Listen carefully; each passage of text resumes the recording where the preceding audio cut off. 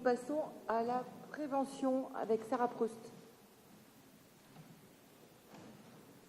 Merci beaucoup. Alors, il s'agit effectivement de subventions pour un montant de 95 000 € pour la prévention de la délinquance et la lutte contre la récidive.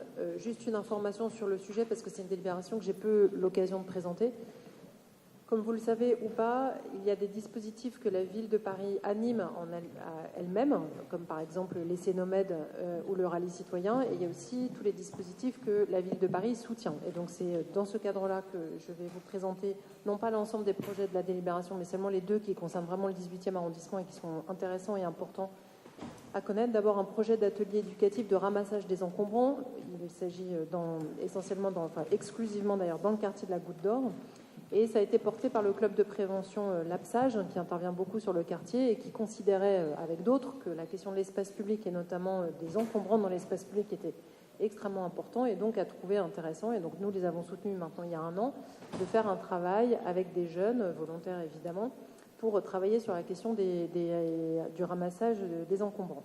Juste parce que maintenant nous avons 1 an de recul sur ce dispositif, puisque ça date même un peu plus, c'est février 2018, vous dire qu'il y a eu 27 jeunes qui ont participé à ce ramassage des encombrants et que sur ces 27, 8 sont en voie de réinsertion professionnelle, 2 en service civique, 1 en mission d'intérim, 1 en garantie jeune, 1 en contrat de professionnalisation et un autre a obtenu un entretien et un poste. Donc vous montrez à quel point quand on fait confiance et quand on propose des choses intéressantes, eh bien évidemment les jeunes qui sont suivis par les clubs de prévention non seulement s'y intéressent, s'accrochent et évidemment peuvent avoir une réinsertion professionnelle plus importante.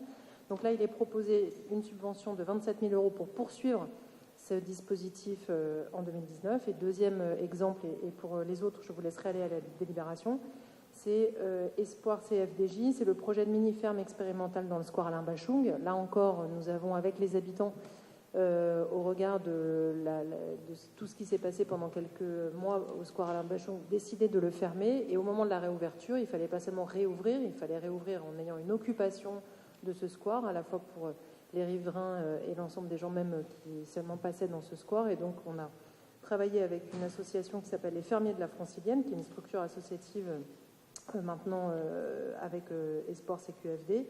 Et donc, ils ont proposé en 2018 la création d'une mini-ferme pédagogique. Je n'en dis pas plus parce que je sais que tout le monde ici la connaît. Et donc, l'idée, c'est aussi de poursuivre ce travail avec eux sur le square Alain Bachung. Et là, c'est une subvention de 58 000 € prise en charge par la DPSP. Les autres dispositifs concernent l'insertion par l'audiovisuel et la question des médias, qui sont aussi 2 dispositifs majeurs, mais ça concerne l'ensemble de Paris. Donc, pour ceux que ça intéresse, je vous laisse aller à la délibération. Voilà, donc 95 000 € pour cette délibération au total. Merci beaucoup. J'ai vu Philippe Durand qui souhaitait prendre la parole. S'il y a Daniel Prémel, et ensuite on passe au vote. Oui, simplement pour souligner, comme l'a déjà dit Sarah, que le projet de ferme pédagogique est venu d'habitants de la Goutte d'Or. Hein. En particulier, la tête de pont était Lucide Zerco, pour ne pas la nommer, comme on dit.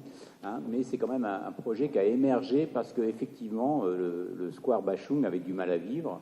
Hein. Il avait de nombreuses difficultés et un certain nombre d'habitants de la Goutte d'Or ne se résolvaient pas à le laisser fermer.